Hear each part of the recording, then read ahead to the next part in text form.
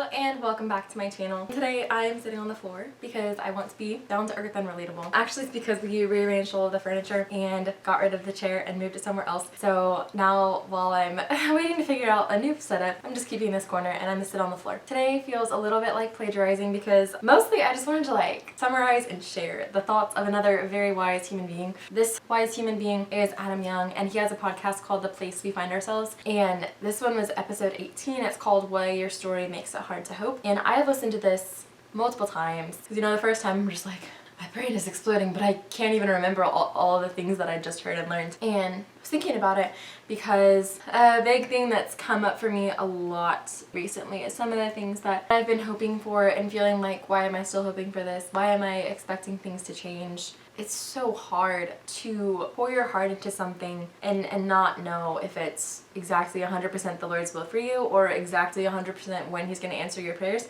Like, how do you keep pouring your whole heart into praying for something and yet your whole heart into hoping in the Lord, not in this thing? And I thought that Adam Young did such a good job of articulating that pain in this episode and just really naming it, that it's so true that it's so hard to hold on to hope for something. And he talks a lot about the ways that we try to escape having to hope for something and the ways that we try to cop out of investing our whole entire heart into this and really experiencing those deep, beautiful places of struggling with God. But at the end of the day, he says that it's worth it, and he names those things so we can recognize them and stop doing that. One thing he pointed out at the very beginning of the episode was that the Hebrew word for hope is the same as the word for wait. Sometimes it's translated hope, sometimes it's translated wait, and I thought that was really beautiful, and it really helps me understand what hope is.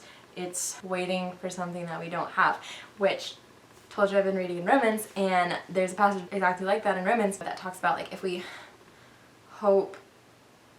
I don't know why I ever try to do this from memory. I have a terrible memory.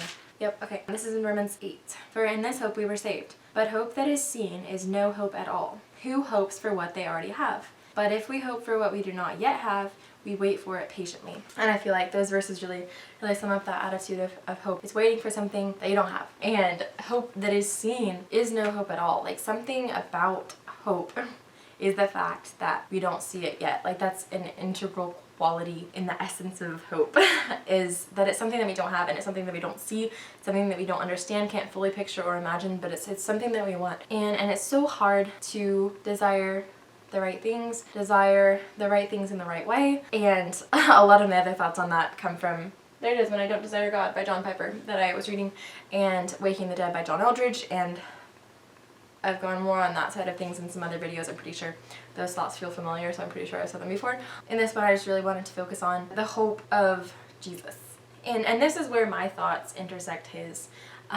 Is I remember specifically thinking about this a few years ago. I had a really strained relationship with a friend, and it just ate me up every day. I would feel like the worst person ever because I did not know how to love this person well, and I felt like I always did the wrong thing, didn't do the right thing, said the wrong thing, didn't say enough, said too much.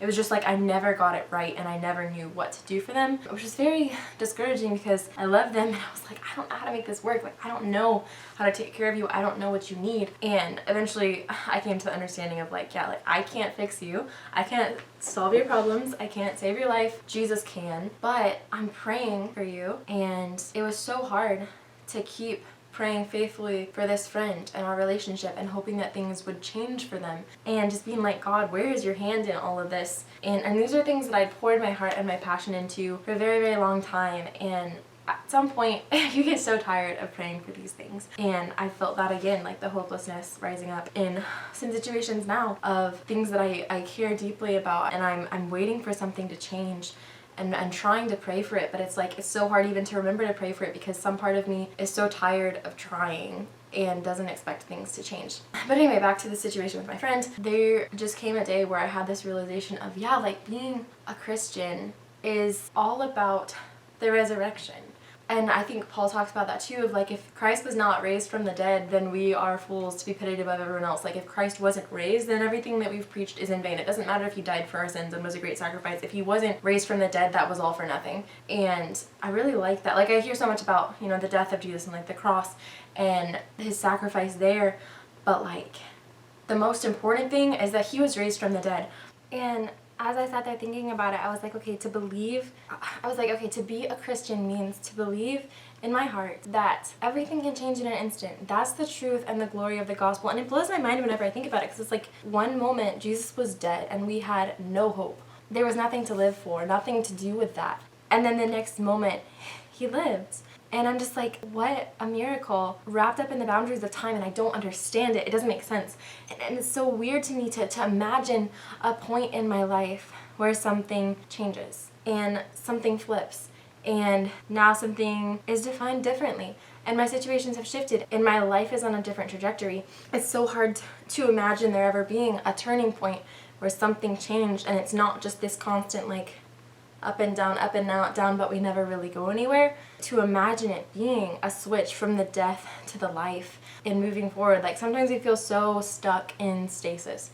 And it's like things are good, oh they're bad again, oh they're good, oh they're bad again. It's so hard to hope that things will be ever good, that this struggle will ever be behind you. And some things you might struggle with for forever. Some things might be difficult for forever. But as Adam Young pointed out, some of your longings aren't going to be fulfilled until heaven, but you don't know which ones. I can't kill any part of my heart that is open to desire and hope. As much as I might hate that I'm so hopeful, that's a good thing. And that should be the focus of the way that I look at these difficult situations, is with that understanding that yes, I believe in a God who can do miracles. A God who can make it so that one moment everything's terrible and the next moment everything's changed. Like his grace and his love came in and saved us. There was a moment like that in my life of before I was a sinner. Afterwards, I'm saved.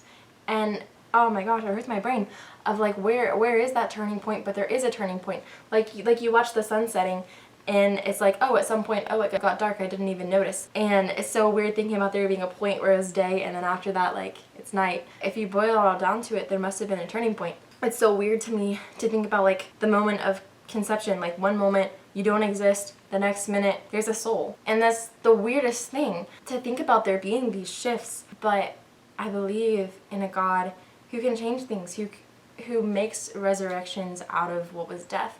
I just wanted to read one last little thing that he said at the end that I thought was really good. The essence of rescue is not primarily receiving that which you asked for, but rather experiencing the responsiveness of God to the hurt in your heart.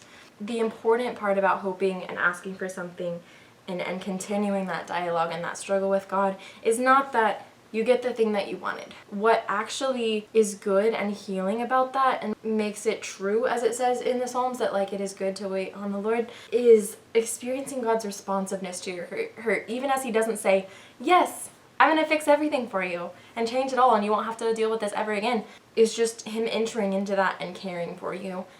That is so much more healing, so much more deeply important than just getting what it was that you wanted. And I have for sure experienced that to be true in all these times where I'm crying out to God, like, God, change this is terrible, I can't take this one more time. Experiencing him holding my heart and experiencing him caring about me. And that was so much better than just not having to go through any of these hard things and not having to deal with pain or rejection. It was so much better to be pushed into those things and to long for a world in a kingdom where that doesn't happen, and there is no such thing as abuse and selfishness and cruelty. But being pushed into those longings led me deeper to the heart of God, and I experienced him caring for me in the middle of that, and that was so much better than just walking along on sunshine and rainbows and being like, yay Jesus. With this, I can deeply praise him for who he is and the way that he loves me. Hoping is waiting for something that we don't have and we don't see it, and it's so hard and it can be so frustrating that we keep hoping for something and we're like, why are we still hoping for this? This is stupid. Maybe I'm making an idol out of this. Maybe I shouldn't be wanting this anymore.